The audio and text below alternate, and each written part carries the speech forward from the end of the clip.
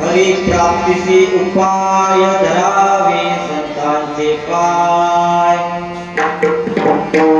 तेने साधती साधने तुटतील भवाची बंधनी संताविना प्राप्ती नाही संताविना प्राप्ती नाही ऐसी वेद देती गवाई तेने साधली साधने तुटतील भवाची बंधने एका जनार्दनी संत पूर्ण करते मनोरथ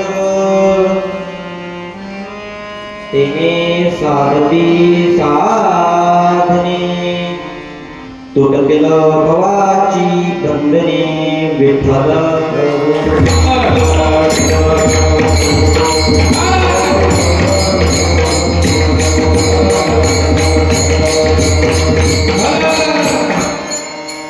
महायोग पीते तदेहि मर्त्यं पुरंदरीकाय धात्रे समागत्यतिष्ठं तमानन्दमदं परब्रह्मलिंगं भजे पांडुरंगं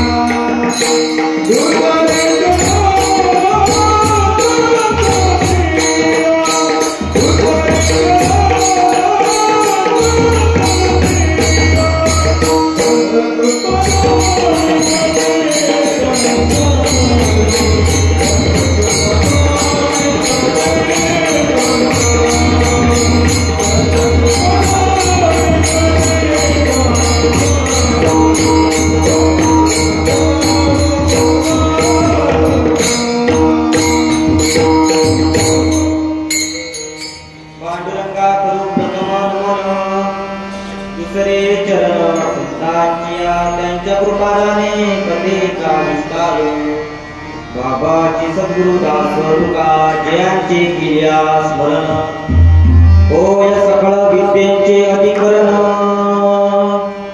तेची बंधू श्री चरण श्री गुरुचे नमस्कारुनी आता अलंकापुरी रम्यस्यासनस्थं पटं भोजतेजस्तुति प्रदेशं विधीन्द्रादिवेवे सदा क्रियमाणं समाधिस्थमूर्तिं भजे ज्ञानदेवं नमो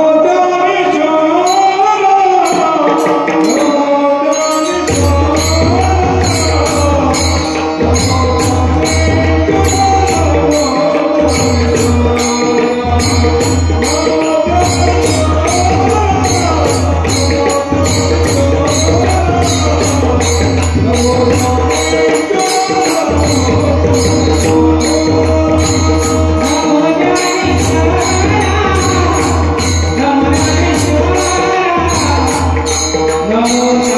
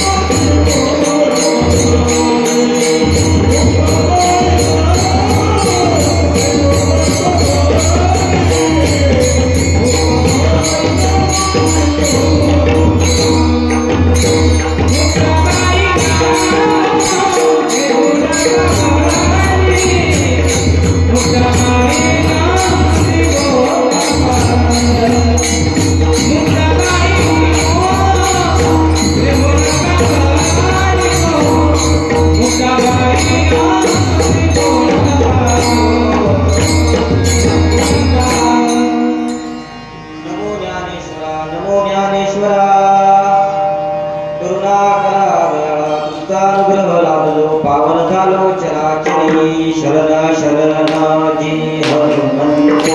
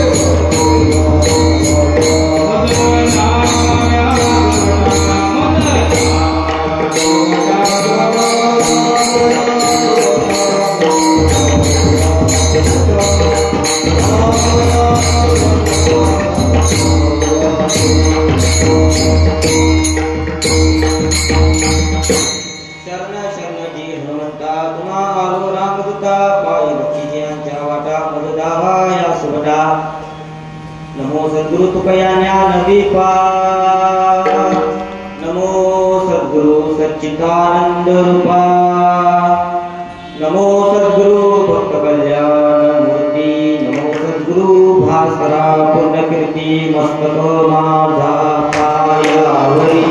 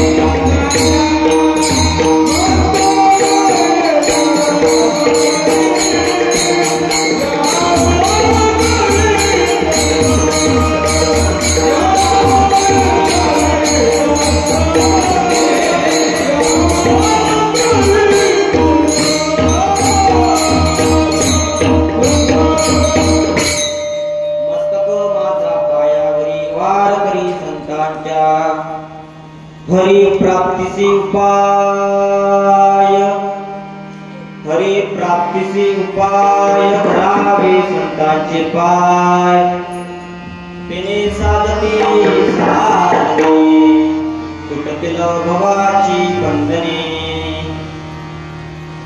प्रस्तुत प्राप्त प्रसंगी आणि प्राप्त कीर्तन स्थळी सेवेकरिता कीर्तन सेवेसाठी घेतलेला अभंग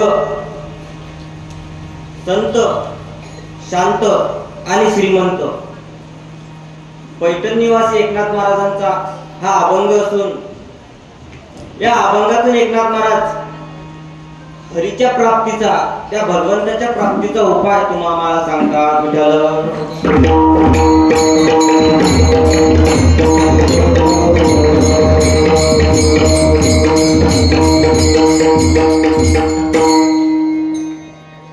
हा अभंग सोपी आहे आणि या अभंगाचा अर्थ सुद्धा सोपी आहे.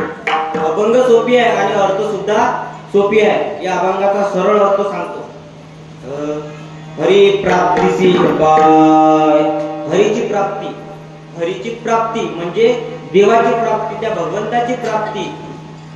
आणि त्या भगवंताची प्राप्ती आपल्याला जर करून घ्यायची असेल तर नाथ महाराज उपाय सांगतात.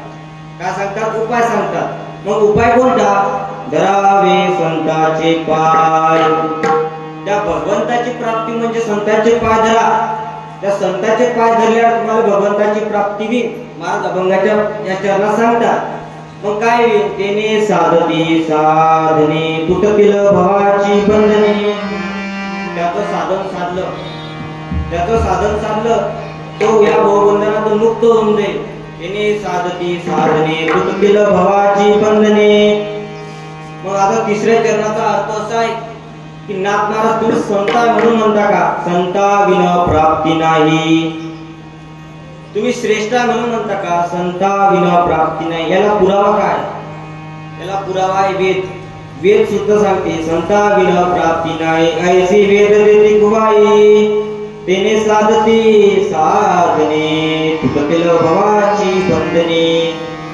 या अभंगाचा शेवटचा अर्थ असा आहे, या मृत्यू लोकामध्ये आल्याच्या नंतर तो जगाचा मालक देव तुम्हाला भेटेल का हे सांगू शकत नाही, पण तुम्ही जर संतांनी शरण गेले तर संत मात्र तुमची इच्छा तुमचं मनोरथ पूर्ण केल्याशिवाय राहत नाही। एका जनार्दनी संत पूर्ण करती मनोरथ तेने साधती साधने तुटतील भवाची बंधने।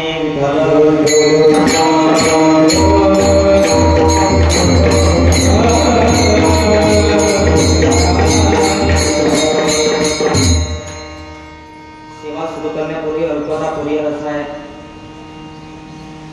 त्या जगाच्या मालक पांडुरंगाच्या कृपेने त्या साधू संतांच्या आशीर्वादाने आपल्या परिसरातील हे गजानन महाराजांचं मंदिर आणि या गजानन महाराजांच्या मंदिरावर आजच्या कीर्तन सेवेचा योग सुंदर असं नियोजन केलेलं आहे मंडळींनी, कार्यकर्ता मंडळींनी। आणि कीर्तनाला उपस्थित असणारे आमचे टाळकरी मंडळी, वारकरी मंडळी, मृदंगाचार्य, हरिभक्त परायण आमचे मामभाऊ जयदीप महाराज वगैरे ते सुद्धा कीर्तनाला उपस्थित, असा गोड मृदंग वाजलेला त्यांचा सुद्धा आभार मानतो। कीर्तनाला उपस्थित असणारे पेटीवादक आमचे मामा हरिभक्त परायण विष्णू महाराज वगैरे मामा सुद्धा आमच्या कीर्तनाला उपस्थित आहे, मामाचा सुद्धा आभार मानतो। कीर्तनाला उपस्थित असणारे आमचे उमेश महाराज ते सुद्धा कीर्तनाला उपस्थित आहे, बोबडे महाराज असतील, वसंता महाराज असतील, त्यांचा मनापासून खूप खूप आभार मानतो। कीर्तन सेवेला सुरुवात करतो। विठ्ठल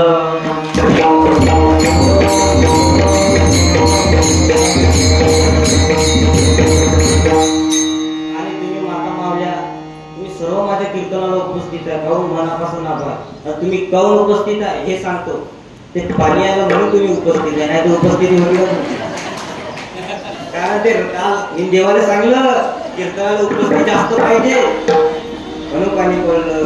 पण कसं आहे, शेतकऱ्याचं नुकसान बी उडालं पाणी पडलं तर। आता बाया दिवाळीला गेले आणि कापूस याच्याचा राहिला नाही का। सुंदर असं नियोजन केलं आहे। आमच्या मामाने फोन लावला, आमचे मामा हरिभक्त परायण सुनील महाराज पावगे, माझ्या मामाचा फोन आला कीर्तनासाठी। मी नाही म्हटलं होतं, पण मामा मला तू काही कर पण कीर्तन कर। मग आता कीर्तन सेवेचा योग सुंदर असं नियोजन केलं आणि या अशा सुंदर नियोजनात आपण कीर्तन सेवा पार पाडण्याचा प्रयत्न करू। विठ्ठल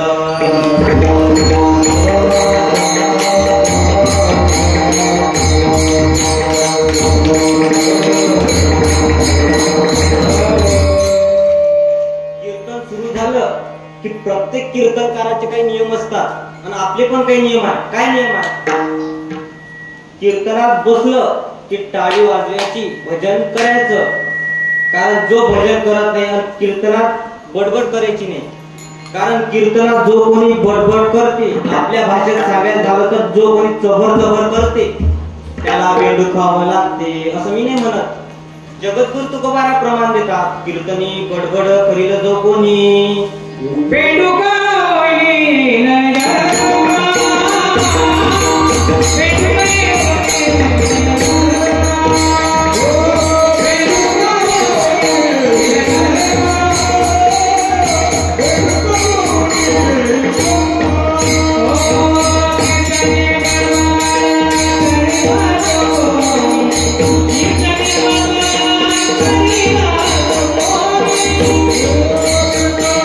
Oh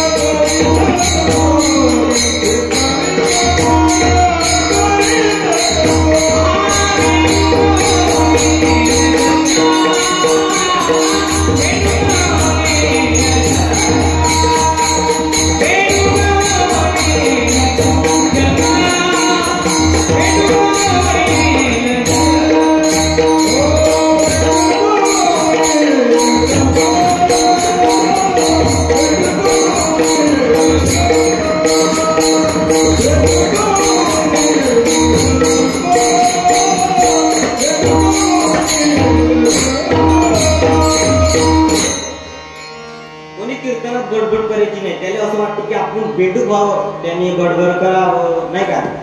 कोणी गडबड करायची नाही, कारण आपलं नवीन काम आहे. आपण कसं आहे, मोठा एवढा काही कीर्तनकार नाही, असा आनंदीचा अभ्यास चालू आहे, म्हणून जास्त असं हे नका घेऊ. मला तोंडातून असा वाईट शब्द निघाला तसा मनात नका घेऊ. विठ्ठल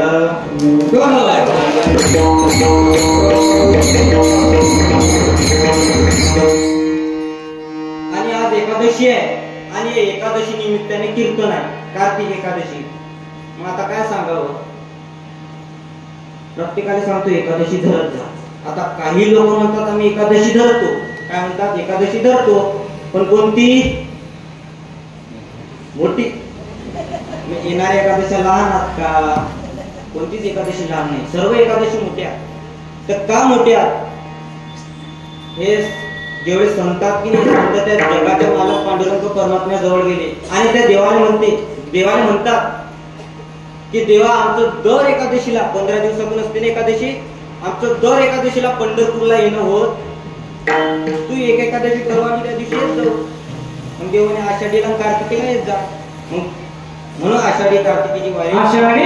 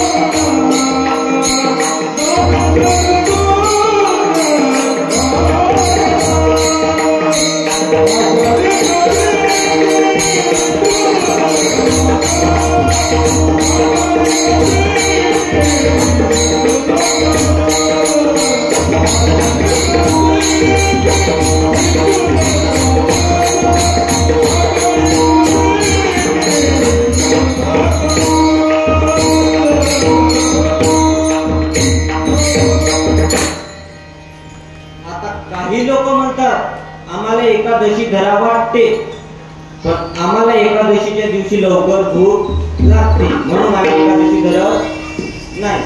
मग आता एक दिवस उपाशी राहिला तर काही मरत नाही, आता असं मी म्हणतो.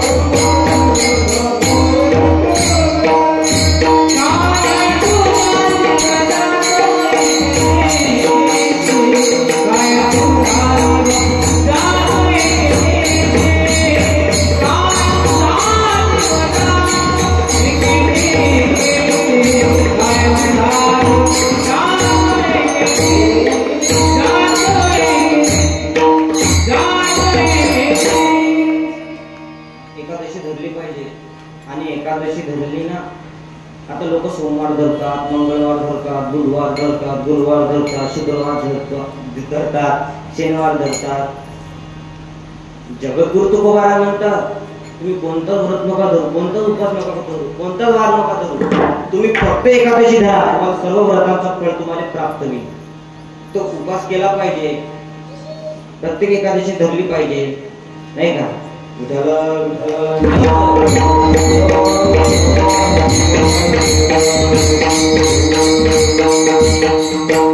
आम्ही पंढरपूरले होतो ना, आता चतुर्मासाले पंढरपूरले होतो आम्ही की 5 दिवस उपास धरला. 5 दिवस उपास.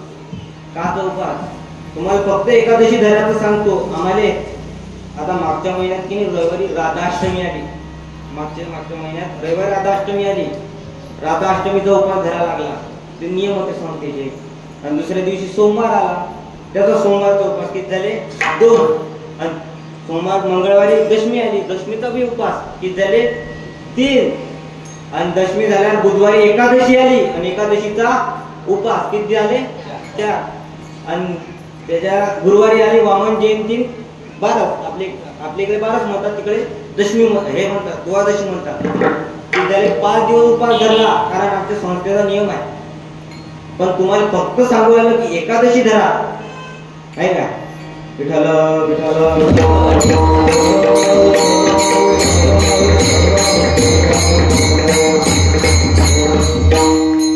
आणि आपल्याला या मृत्यूलोकामध्ये जन्म मिळाला. एक आहे मृत्यूलोक आहे आणि या मृत्यूलोकामध्ये जन्म मिळाला. मग या मृत्यूलोकामध्ये जन्म मिळाला आणि आपण या मृत्यूलोकामध्ये जर बघायला गेलं ना, आपण जर या मृत्यूलोकामध्ये पाहायला गेलं ना, तर शास्त्र 3 गोष्टी दुर्लभ सांगते. मग त्या 3 गोष्टी कोणत्या? एक आहे मनुष्य जन्म, आणि दुसरी आहे मोक्षाची इच्छा, आणि तिसरी आहे संतांची संगत. आता पहिल्या मुद्द्यावर विचार केला, पहिल्या प्रश्नावर विचार केला, आपण कोण आपण? माणसं, मनुष्य. आपण कशा करता मनुष्य? आपल्याला मनुष्याचा जन्म मिळाला आणि ज्याच्याकरिता मिळाला त्याचा काय केला पाहिजे? उपयोग केला पाहिजे. मग काय केलं पाहिजे?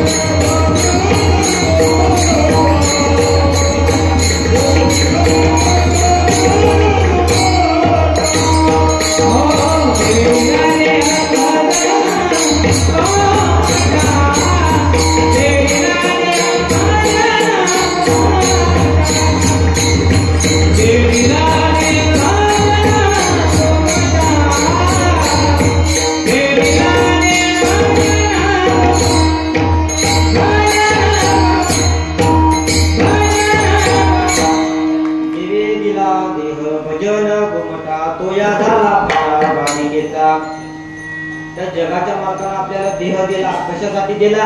जेणे हा जीव दिला, जेणे हा जीव दिला,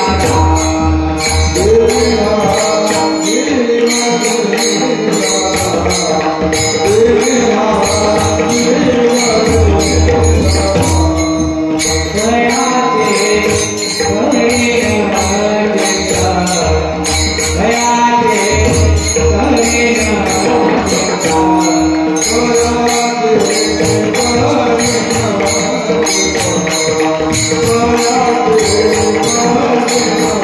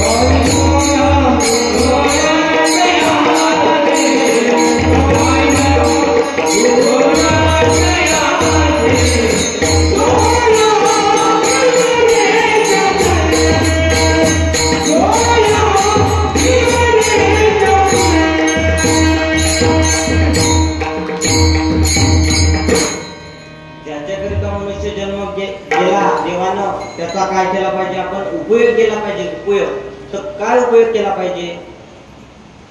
ज्याच्याकरिता मिळाला त्याचा उपयोग नाही केला तर काय फायदा? हा मनुष्य जन्म मिळून दृष्टांत सांगतो थोडक्यात. एक माणूस खंगावले गेला, खंगावले आणि खंगावले गेला, छत्रीच्या दुकानात गेला आणि दुकानदाराला विचारते छत्री कितीला आहे. छत्रीच्या दुकानात गेला आणि दुकानदाराला विचारते छत्री कितीला आहे. मग दुकानदार म्हणे 500 रुपये. किती? 500 रुपये. तो माणूस म्हणे एवढी महाग? दुकानदार म्हणे छत्री जरी महाग असली 12 महिन्याची गॅरंटी आहे. त्या छत्रीची 12 महिन्याची गॅरंटी आहे, पण त्याचे पण काही नियम आहे. मग ते नियम कोणते? उन्हाळ्यात तपू द्यायची नाही, पावसाळ्यात ओली करायची. मग ती छत्री ज्याच्याकरिता घेतली त्याचा उपयोग नाही केला तर काय फायदा छत्री घेऊन? कळला तुम्हाला? ते छत्री पावसाळ्यात बी वापरायची कामाची नाही, उन्हात बी कामाची नाही, तर काय फायदा ते छत्री घेऊन? तसं सांगण्याचा मुद्दा असा आहे, ज्याच्याकरिता मनुष्य जन्म मिळाला, मनुष्य जन्माला मोल रे मिठीला भोल रे. मनुष्य जन्माला मोल रे मिठीला भोल रे. तुझे मिलाए मिलने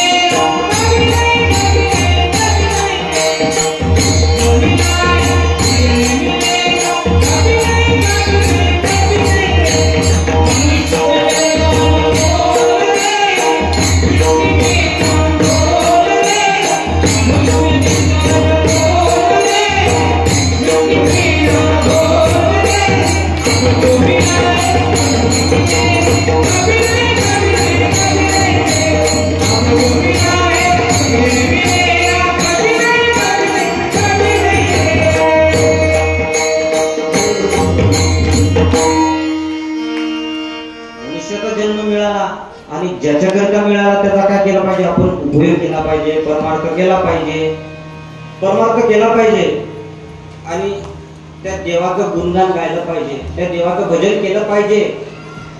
बरेच लोक भजन करतात पण काही काही ठिकाणी अडतात. भजन करतात ते देवाचं पण काही काही ठिकाणी अडतात. आता गावोगावी लोक भजन करतात, आनंद असतो, पण काही काही ठिकाणी चुकतात. आता बरेच लोकांचं भजन असं आहे गावोगावी 8 वाजे लोक कपालवाला हजर नाही आणि 9 वाजे लोक पेटीवाला हजर नाही. दोन्ही अकाले हजर झाले की भजनाला सुरुवात होते. मग पहिलं रामकृष्ण हरी झाल्यावर रूपाचा अभंग आणि रूपाचा अभंग झाल्यावर मग मंडपात चहा येते. मग चहा झाल्यावर कोणी तंबाखू घोटते, तंबाखू घोटल्यावर कोणी राजकारणाच्या गोष्टी करते, कोणी बिळ्या घोटते. हे अडथळा आणतात. भजन करतात, त्या देवाची भक्ती करतात, पण काही काही ठिकाणी चुकतात. तसं केलं नाही पाहिजे. त्या देवाचं नाव, त्या देवाचं नामस्मरण केलं पाहिजे. विठ्ठल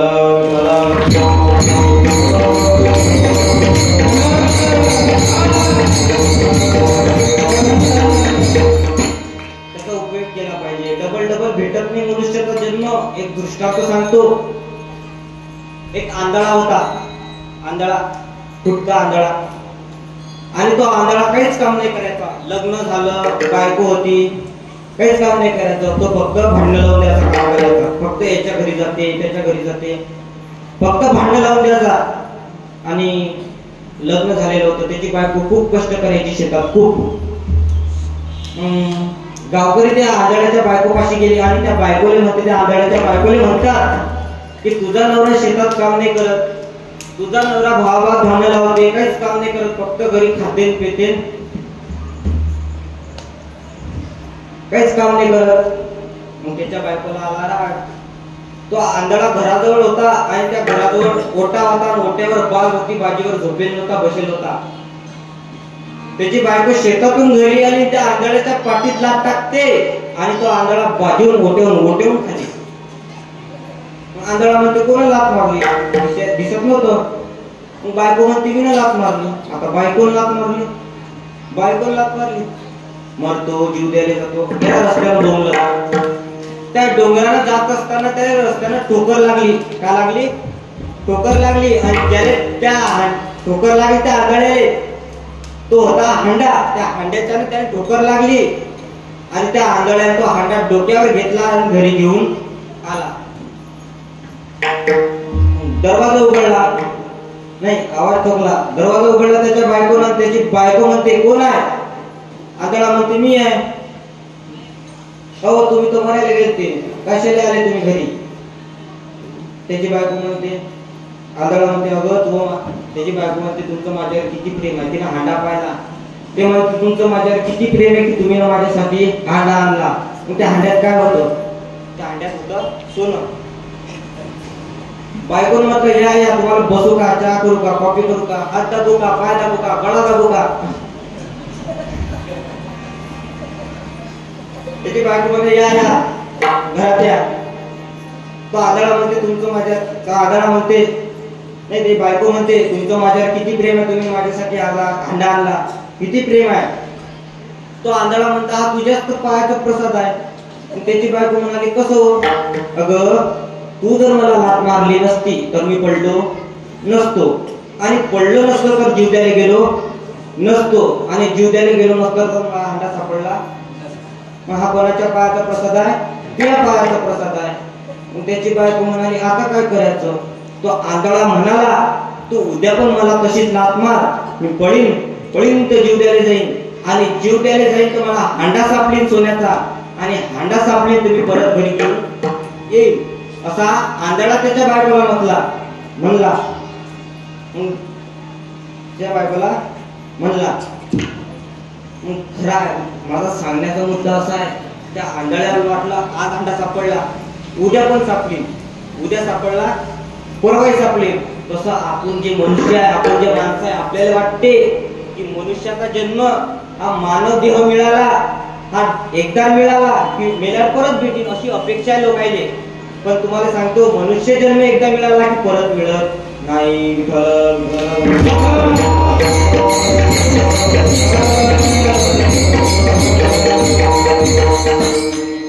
आणि ज्याच्याकरिता मनुष्य जन्म मिळाला त्याचा काय केला पाहिजे? उपयोग केला पाहिजे. मग काय केला पाहिजे? परमार्थ केला पाहिजे.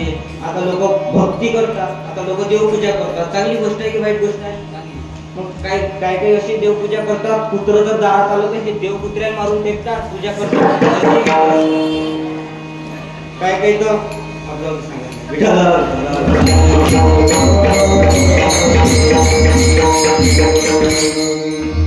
त्याच्याकरिता मनुष्य जन्म मिळाला, त्याचा काय केला पाहिजे? उपयोग केला पाहिजे, कर्म चांगले केले पाहिजे. आणि चांगलं जर करसान, तुम्ही स्वतः जर चांगले वागसाल तुम्हाला पुढचा जन्म चांगला भेटेल. नाही तर वाईट कर्मानं त्या सज्जन कसायला फक्त एका चुकीत त्याची फक्त एक चूक होती तर त्याला या जन्मात काय करावं लागलं, त्याला काय सजा दिली, काय शिक्षा दिली ते सांगतो मी तुम्हाला.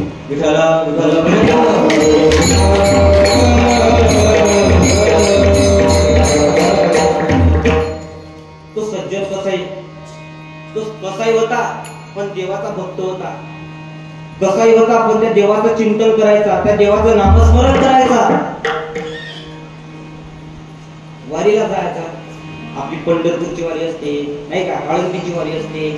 मग तो वारीला निघाला आणि वारीला जात असताना ज्या गावी मुक्काम होता, आता कसं आहे जिथं पालखी थांबते तिकडे तरी सगळ्याचा मुक्काम.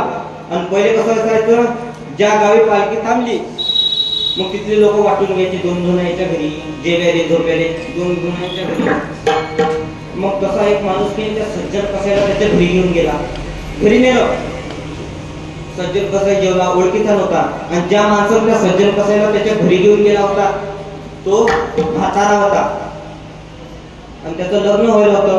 आणि त्याची पत्नी जी होती, त्याची जी बायको होती ती तरुण होती. मग तो सज्जन कसाई जेवला मस्त जेवला आणि झोपला, विश्रांती करायला गेला. मग ते बाई होती, तिथली ती बाई होती, ते तरुण दिसायला, ते बाई त्या सज्जन कसाईपाशी गेली, त्या सज्जन कसाई जवळ गेली आणि त्या सज्जन कसाईला म्हणते तुम्ही माझ्या संग विवाह करसाल का? तो सज्जन कसाई नाही म्हणे, कारण तो वाईट प्रवृत्ती नव्हती त्या सज्जन कसाईची. तो नाही म्हणे मी तुमच्या संग लग्न करणार नाही. ते बाई म्हणे तुम्हाला जर माझ्या पतीची माझ्या नवऱ्याची तुम्हाला जर अडचण होत असेल तर माझ्या नवऱ्याला मारून टाकतो. त्या बाईने घेतला चाकून मारून टाकलं, मेला. सज्जन कसाईने पाहिलं, सज्जन कसाई तिथून पळून चालला आला. त्या बाईनं मारल्यावर तिच्या नवऱ्याने तो पळून चालला आला आणि वारीच्या वाटेवर लागला. आता त्या पहिले प्रश्न पडला, नवरा होता मारून टाकलं, त्या सज्जन कसाई लग्नासाठी म्हटलं तो नाही म्हणते, आता करायचं काय? मग त्या गावचा जो राजा होता त्या राजापाशी गेली, त्या राजाजवळ गेली आणि त्या राजाला म्हणते, त्या सज्जन कसाईनं माझ्या नवऱ्याला मारून टाकलं आणि मला म्हणतो माझ्यासोबत विवाह करसाल का, असं खोटं सांगितलं. मग आता त्या राजाला ते सैनिक पाठवले त्या सज्जन कसाईला पकडण्यासाठी. गेले सैनिक, आणला सज्जन कसाई पकडून. त्या सज्जन कसाईनं जीव तोडू तोडू सांगलं, जीव तोडू तोडू सांगलं. आता बाईचंच खरं मानलं ते ना त्या राजाला. मग त्या राजाने त्या सज्जन कसाईला काय शिक्षा दिली? नवऱ्याने मारलं होतं त्या बाईनं, तर त्या कसाईला सज्जन कसाईला शिक्षा द्यायला लागली. तर शिक्षा काय दिली? त्याचे दोन्ही हात कापले, त्याचे दोन्ही हात कापले. तरी त्या जगाच्या मालक पांडुरंग परमेश्वराचं चिंतन सोडलं नाही, त्या देवाचं नामस्मरण सोडलं नाही. असा वारीच्या वाटेवर लागला आणि वारीला जात असताना अनेक अडथळे आले, तरी वारीला गेला. त्या देवाचं दर्शन घेतलं त्या सज्जन कसाईनं, त्या देवाचं दर्शन घेतलं आणि देवाला म्हणते, अरे देवा काय पाप केलं होतं मी ना, तुला माहित आहे कोण पृथ्वीवर काय करते, तुला माहित आहे की कोण काय करते, तरी तुला पाहिलं तरी मला शिक्षा द्यायला लागली अशी का केलं असं? तर देव काय म्हणे, अरे सज्जन कसाई तुला काहीच पाप नाही केलं, फक्त तुम्ही एक पाप केलं. ते काय? तुला मागच्या जन्मात तू एक कसाई होता, एक साधू होता. तू साधू होता आणि तू एका झाडाखाली तपस्या करत होता, तपस्या. आणि तू तपस्या करत असताना तुझ्या घराजवळ एक गाय आली होती आणि ते तुझ्या कुटीजवळ तुझ्या घरामागे ते गाय गेली आणि त्या गायच्या मागे एक कसाई आला होता मागच्या जन्मात. त्या कसाईने विचारलं गाय कुठे गेली? तू बोलला नाही. त्या कसाईने विचारलं गाय कुठे गेली? तुला हाताने मात्र इशारा केला, गाय या दिशेने गेली. मग त्यानं मागच्या जन्मात फक्त हाताने इशारा केला की गाय या दिशेने गेली, तर त्याचे या जन्मात हात कापा लागले. गेले कर्म झाले त्याची भोगाले, कर्म झाले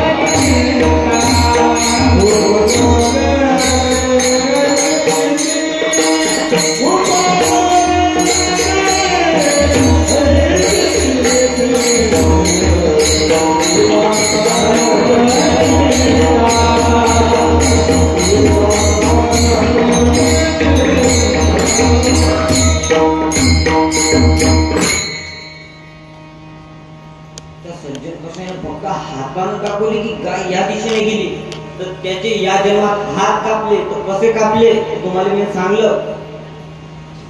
आणि जो मागच्या जन्मात तो गाय पाहायला आलता, तो कसाई मागच्या जन्मात, मग त्या कसायला ते गायला गोशाळेत नेऊन टाकलं का? गोशाळेत त्यासाठी आलता होतो. काय केलं शिन त्यानं? काय केलं शिन? तुम्हाला समजलं शिन? गाय कापली त्यानं, तर त्याला या जन्मात आता सांगण्याचं असं होतं की जो सज्जन कसाई होता, त्या सज्जन कसाईला त्याच्या घरी घेऊन गेला होता तो म्हातारा व्यक्ती, तो मागच्या जन्मात कसाई होता. आणि जे बाई होती ते तरुण होती, ते गाय होती.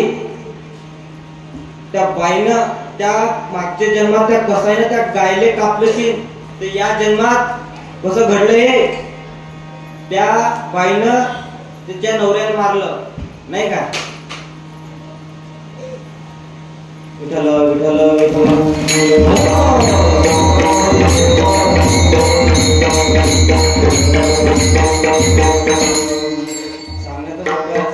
चांगलं जर राहायचं तर चांगलं बी, आणि चांगलं राहायचं तर चांगलं बी, आणि चांगले कर्म करसान तर चांगलं बी. जगी जीवनाचे सार यावे सावरी सत्वर, जगी जीवनाचे सार यावे सावरी सत्वर,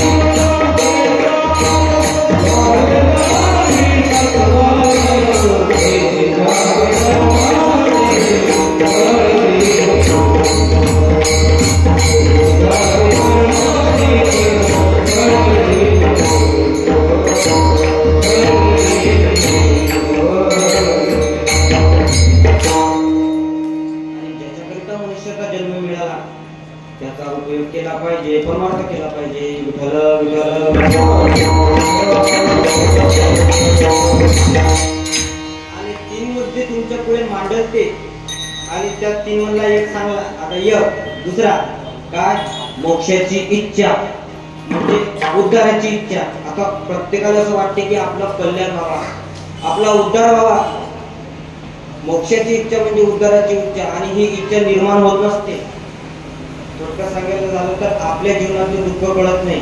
म्हणजे ज्याला दुःख कळते तो खऱ्या सुखाचा शोध करतो, आणि ज्याला बंधन कळते की तो मुक्त होण्याचा प्रयत्न करू शकतो. उदाहरणार्थ आता प्रत्येक गावामध्ये नदी आहे. नदी, त्या नदीमध्ये जे माश्या असतात, मासोया, त्या माशांना त्या पाण्यामध्येच आनंद वाटतो, त्या मासोयांना त्या पाण्यातच आनंद वाटतो. असे पण काही लोक आहेत, लोकांना व्यसनामध्ये किंवा संसारात सुख वाटतो, परमार्थ करा वाटत नाही. गावात सप्ताह असला, गावात जर कीर्तन चालू असते, दारात कीर्तन चालू, पण घरात बसतात, पण येत नाही कीर्तनाला. का? त्यांना संसारात आनंद वाटतो. सर्व सुखाची आशा जन्मलेला,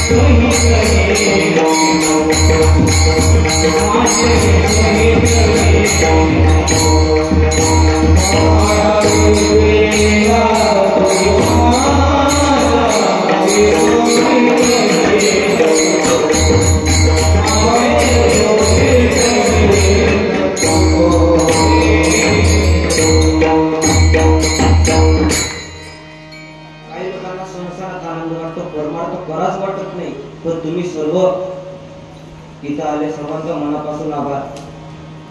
कीर्तनाला उपस्थित आहे नाही का, मनापासून खूप खूप आभार. लोकांनी काही आवडच राहिली नाही आता कीर्तनाची, लोकांनी आता विनोदी वाटते नाही का, कीर्तनकार हसवणारा पाहिजे नाही का.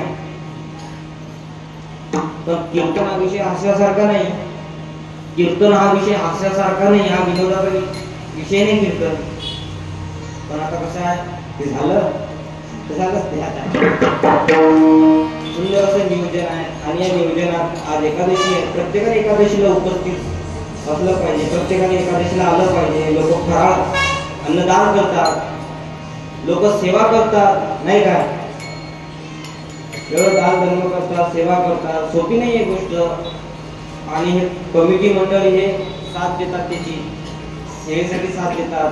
हे कार्यक्रम वगैरे हा उत्सव थाटामाटात करतात नाही का, सोपी नाहीये.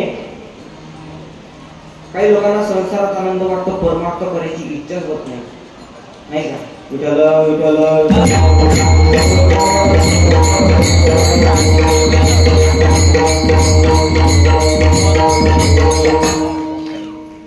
दोन मुद्दे सांगले, तिसरा सांगतो संतांची संगत. तिसरा मुद्दा संतांची संगत. एक सुंदर भजन आहे, संतन के संग लागे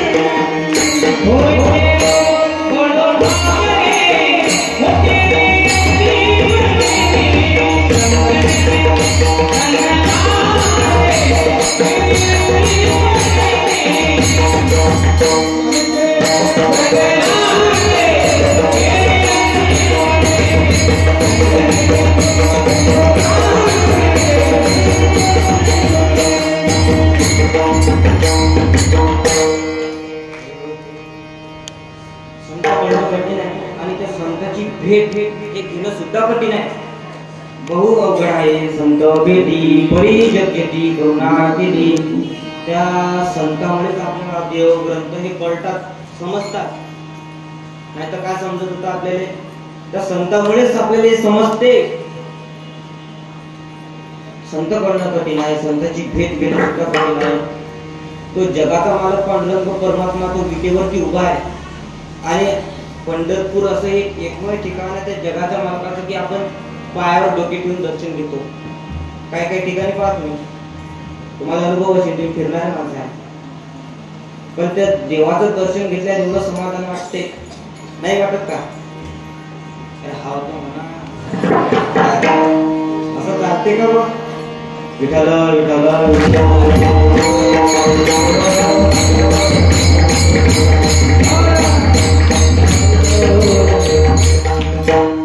आपल्या वारकरी संप्रदायाचे संत ज्ञानेश्वर महाराज, तुकाराम महाराज, एकनाथ महाराज, नामदेव महाराज, गजानन बाबा असतील, असे अनेक संत नवे हा सामान्य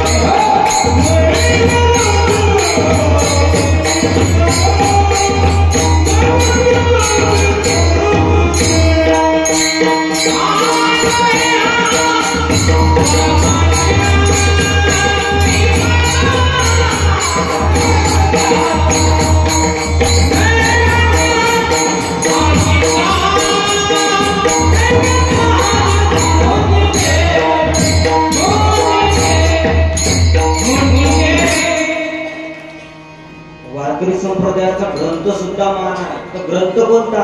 ज्ञानेश्वरी हा अलौकिक ग्रंथ आहे. त्या ज्ञानेश्वरीमध्ये जे बसायदान आहे की नाही, बसायदान, ते बसायदान अमेरिकेत म्हणतात लोक. अमेरिकेत एवढं अमेरिकेत सुद्धा म्हटलं जाते. आणि वारकरी संप्रदायाचा उपासना खूप महान आहे. पंढरीची वारी, पंढरीची वारी, आनंदीची वारी. आता लोक जातीचा हे करतात की हा या जातीचा आहे, तो त्या जातीचा आहे, याच्यात चालत नाही, तो त्याच्यात चालत नाही. मग त्या वारीमध्ये जेवढी पब्लिक असते, जेवढे माणसं असतात, त्या माणसाला विचारता का भाऊ तुम्ही कोणत्या जातीचे? विचारता तुम्ही कोणत्या जातीचे भाऊ तुम्ही? त्या वारीमध्ये एकच चला माऊली कोणीच कोणत्या जातीचा आहे काही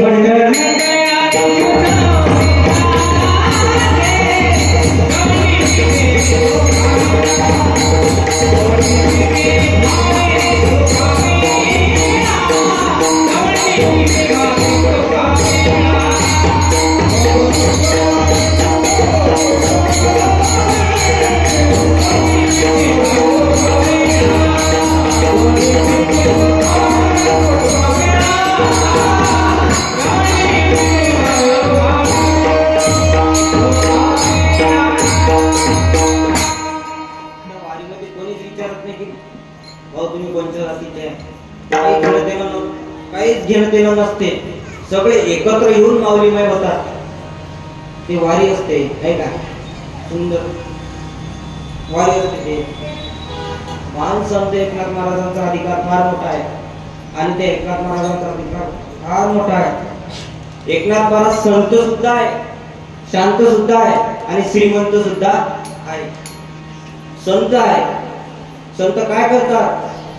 जगाच्या कल्याणाहून विभूती विह कष्ट भीती. या जगाच्या कल्याणाकरता संत आलेले असतात. त्या संतांनी किती त्रास होऊ द्या, त्या संतांनी किती त्रास होऊ द्या, त्यांना किती कष्ट होऊ द्या, हे संत कोणाला सांगत नाही की भाऊ बोलतो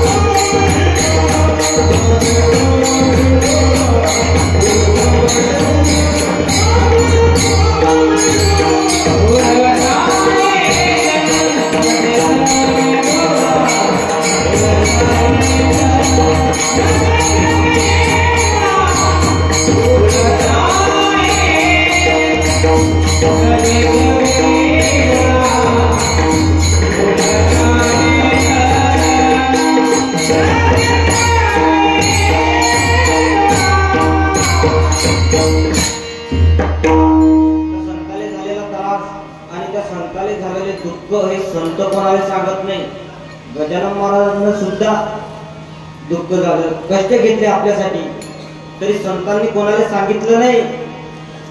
तर दुसऱ्याचे कष्ट, दुसऱ्याचे दुःख हे संत कोणाला सांगत नाही. पण दुसऱ्याचे दुःख, दुसऱ्याचे कष्ट हे संत घेऊन गेल्याशिवाय राहत नाही. त्यांना म्हणावं संत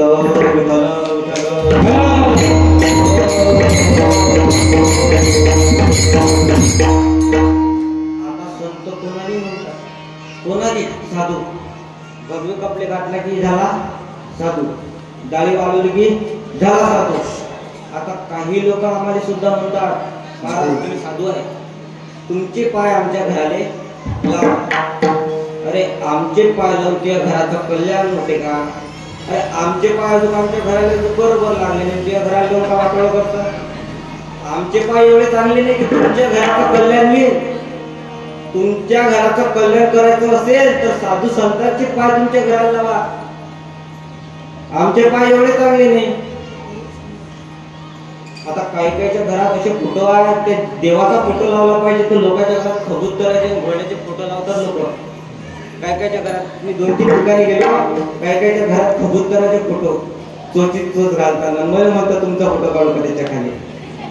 मला फोटो घालून घेऊ ना, त्या देवाचा फोटो लावला पाहिजे. तो जगाचा मला पांडुरंग परमात्मा विटेवरती उभा आहे, त्या देवाचा फोटो लावला पाहिजे. ज्ञानोबाराचा लावला पाहिजे. छत्रपती शिवाजी महाराज असे अनेक काही संत, त्यांचा फोटो लावला पाहिजे. पण आता कसा आहे,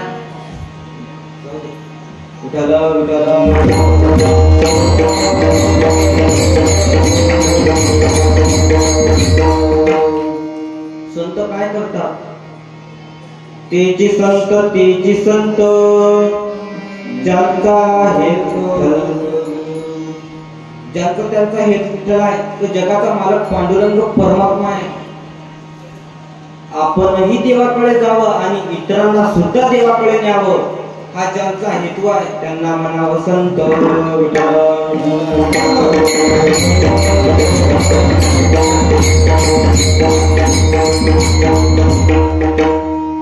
त्यांना म्हणावं संत. कसे एकनाथ महाराज संत होते.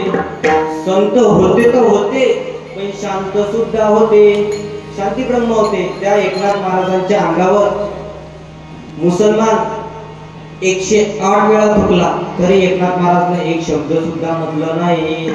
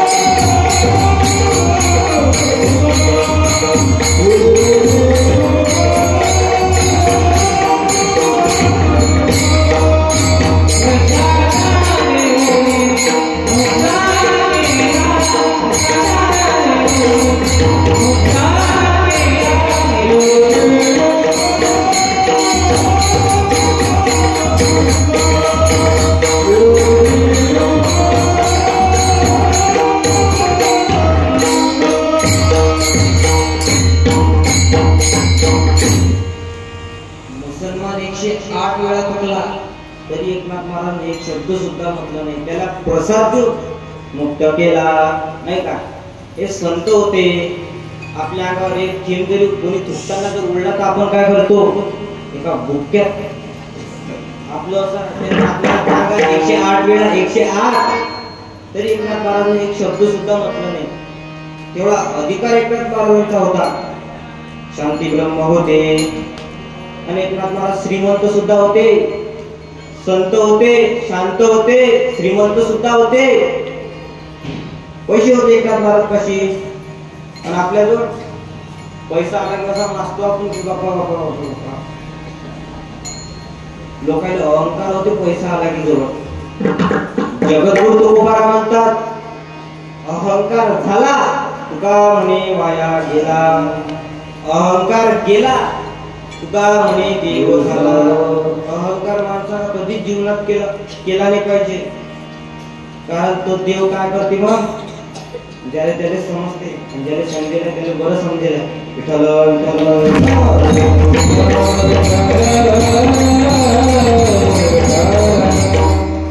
हा अधिकार एकनाथ महाराजचा होता. आणि या एकनाथ महाराज या अभंगात त्या हरीच्या प्राप्तीचा उपाय सांगतात. महाराज अभंगाच्या प्रथम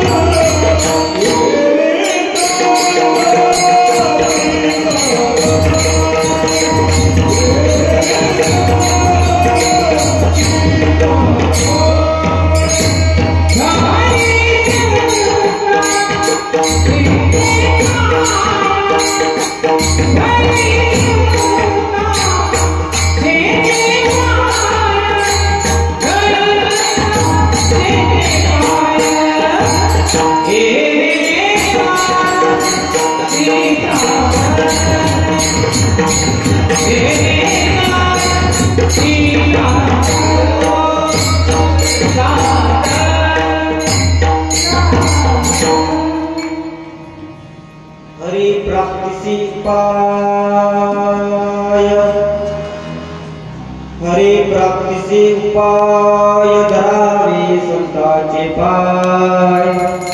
ते साधती साधने तुटतील भवाची बंधने. या अभंगाच्या प्रथम चरणात नाथ महाराज हरीच्या प्राप्तीचा म्हणजे देवाच्या प्राप्तीचा त्या भगवंताच्या प्राप्तीचा उपाय सांगतात. मग काय उपाय? उपाय सांगितला, सोपी उपाय आहे. काय उपाय? धरावे संतांचे पाय. संतांचे पाय धरा. ज्याला भगवंताची प्राप्ती करून घ्यायची असेल तर संतांचे पाय धरा.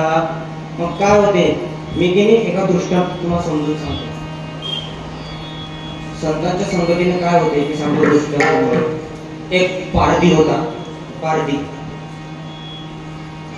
होता आणि तो रस्त्याला जात असताना त्याला एक साधू महात्मे भेटले, संत भेटले. आणि त्या साधूनं नाही त्या पारध्यानं त्या साधूचं दर्शन घेतलं. त्या पारध्यानं त्या संताचं दर्शन घेतलं आणि पारधी संताला म्हणते चला बाबा आमच्या इथे जेवणा करता, चला आमच्या इथे थोडी विश्रांती करा, आराम करा. ते संत म्हणत नाही पारध्या आता येऊ शकत नाही, कारण आता वाईला जायचं, आता येणं होऊ शकत नाही. पण मात्र पुढच्या वर्षी याच दिवशी आणि याच वेळेला तुझ्या घरी मात्र नक्की येईल. एक वर्ष झाला महाराज, एक वर्ष झाला. साधू महात्मे पारध्याच्या घरी आले. त्या पारध्यानं त्या साधूचं दर्शन घेतलं आणि तो पारधी साधूला म्हणतो सांगा बाबा मी तुम्हाला कोणत्या पक्षाची भाजी बनवू. मग पारधी म्हणे साधू म्हणत संत म्हणत मला अशा पक्षाची भाजी बनव की त्या पक्षाच्या डोक्यावर मोराचं पीस, गळ्यामध्ये पितांबर, सुवर्ण दिसो अशा पक्षाची भाजी बनव. तो पारधी विचारात पडला मी असा पक्षी तर कुठे पाहिला नाही, पण असा जर पक्षी असेल तो संध्याकाळी मात्र घेऊन येईल. तो पारधी निघाला. 2 वाजले, 3 वाजले, नवीन तर 4 वाजले, 5 वाजले. तो पारधी म्हणाला जर मी पक्षी आणू शकलो नाही तर माझा देह त्याग करीन. मला सांगितलं पक्षी पकडला निघाला, पण रात झाली तरी पक्षी सापडला नाही. पण त्या पारध्याला साधूविषयी प्रेम, त्या संताविषयी प्रेम होतं, त्या संताविषयी भावना होत्या, त्या देवावर प्रेम करायचा. संध्याकाळ झाली तरी पक्षी सापडला नाही. चिता बसली आणि चितेवर पारधी बसला तरी काही मिळ नाही. तर जगाचा मालक पांडुरंग परमात्मा त्या देवाला दया आली की त्या पारध्याला संतांसाठी काय केलं. त्या देवानं सुवर्ण अशा पक्षाचं रूप धारण करून त्या पारध्याच्या येऊन खांद्यावर बसला आणि त्या पारध्यानं पक्षी पकडला आणि घरी घेऊन आला. त्या संतापुढे पक्षी ठेवला आणि संत जगाचा मालक त्या पक्षाच्या रूपात होते तर देवाच्या रूपात आले. त्या संतानं त्या देवाचं दर्शन घेतलं. त्या पारध्यानं साधूचं दर्शन घेतलं, त्या संताचं दर्शन घेतलं आणि पारधी तात्पर्य असा आहे सांगायचा मुद्दा असा आहे त्या पारध्याने साधूवर प्रेम, त्या संतावर प्रेम, त्या देवावर प्रेम होतं पण त्या संताविषयी भावना होत्या. तर साधूच्या संगतीने त्या संताच्या संगतीने त्या पारध्याला देवाचं दर्शन झालं. कसं झालं ते त्या पक्षाच्या रूपात झालं.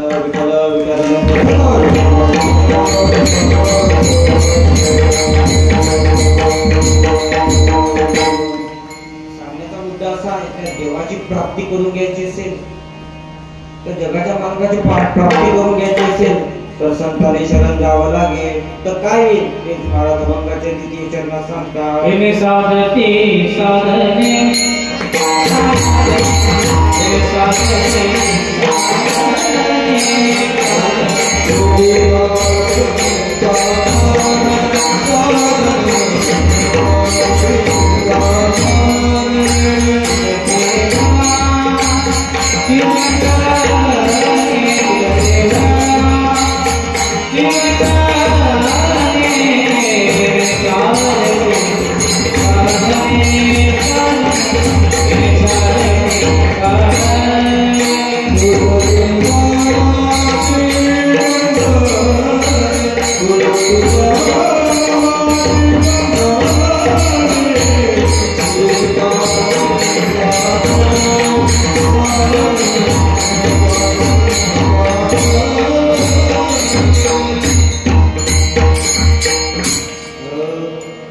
साधती साधने तुटतील भवाची बंधने. ज्याने भगवंताची प्राप्ती झाली त्याचं साधन साधलं तो या भवबंधनातून मुक्त होऊन जाईल. फक्त संतांनी शरण जावं लागेल. त्याच्यासाठी संतांनी शरण जावं लागेल. तो वाल्या कोळी माहिती का तुम्हाला? वाल्या कोळी रामायणामधला तो वाल्या कोळी, वाल्याचा वाल्मिक झाला तर का झाला? त्या वाल्याने एवढे पाप केले होते, एवढं पाप केलं होतं, एवढे माणसं मारले होते. बाळा तुम्ही तुमच्या डोक्यातले ओवा नसतील मारले, एवढे माणसं मारले. तो एका माणसाने मारलं की तो किनी त्या राजनामध्ये कोरी इतका दगड टाकायचा.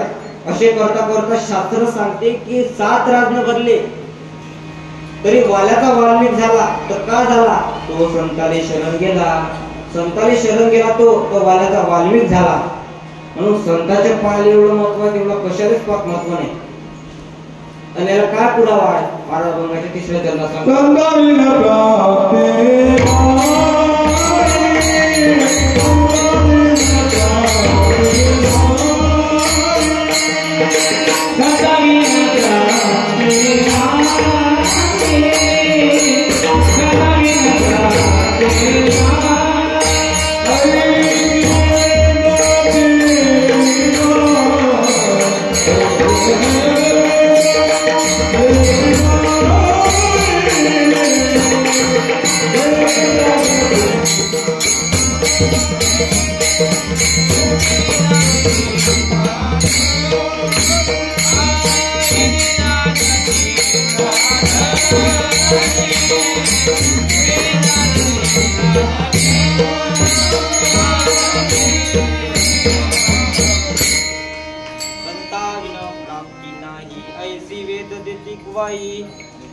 तिने साधती साधने तुटतील भवाची बंधने. सर्वांनी हात वरती करा.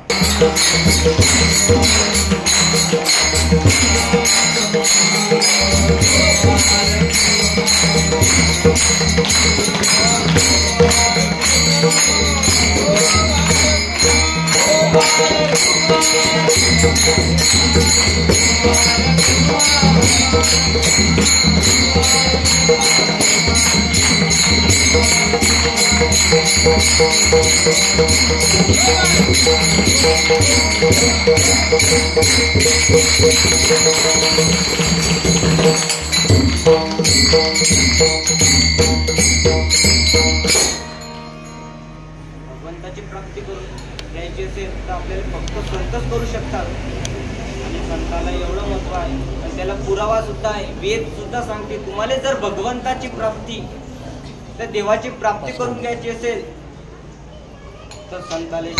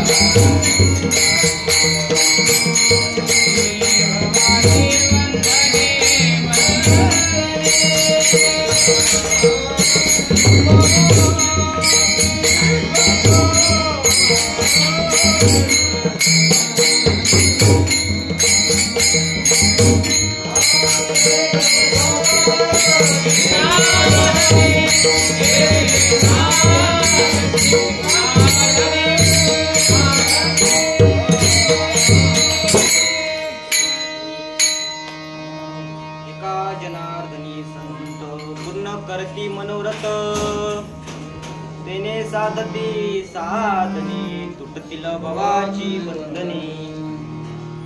या अभंगाच्या शेवटच्या चरणात नाथ महाराज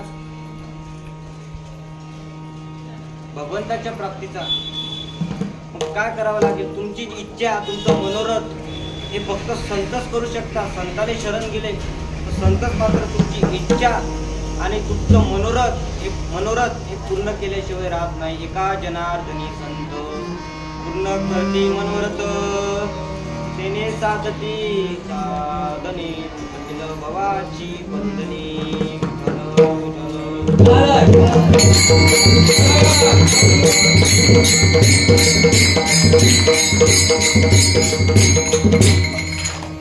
अशा या सुंदर नियोजनात आपण कीर्तन सेवा पार पाडण्याचा प्रयत्न केला. आणि मी काही असा कीर्तनकार मोठा कीर्तनकार नाही बरं, माझं शिक्षण चालू आहे. आणि तुम्ही जर म्हणत असाल की बा काही चुकीचं समजा काही बोललं असेल तर सर्वांना मनापासून खूप खूप आभार. कारण कीर्तनाला तुम्ही बसले, उपस्थिती होती तुमची नाही का. सुंदर असे नियोजन आहे. झालेली कीर्तन सेवा जगाच्या मालक पांडुरंगाच्या चरणी, विश्व ज्ञानोबाराच्या चरणी, गजानन महाराजांच्या चरणी किंवा सर्व मायाबापांच्या चरणी, माझ्या आईवडिलांच्या चरणी, सर्व साधक मंडळी सर्वांच्या चरणी अर्पण करतो. सेवेले पूर्ण विराम. ज्ञानेश्वर